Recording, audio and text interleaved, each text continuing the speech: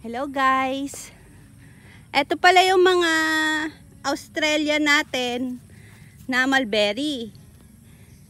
Ito yung binigay lang po sa atin, kaya lang nakadalawang pruning na tayo nitong Australian na to. Hindi pa rin siya namumunga. So, ang ginawa ni Daddy RJ, kumuha siya ng sanga ng Black Giant at green up niya dito sa Australian na mulberry na hindi bumubunga.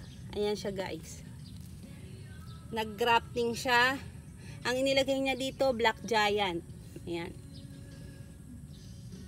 Aabangan natin guys kung anong mangyayari sa next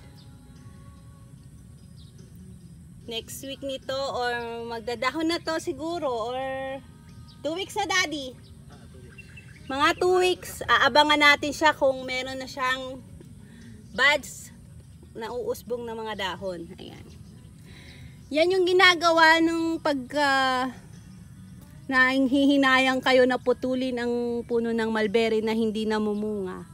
Ang gagawin nyo daw, ayan, na napag-aralan niya ni Daddy RJ, na igagrap nyo ng ibang variety.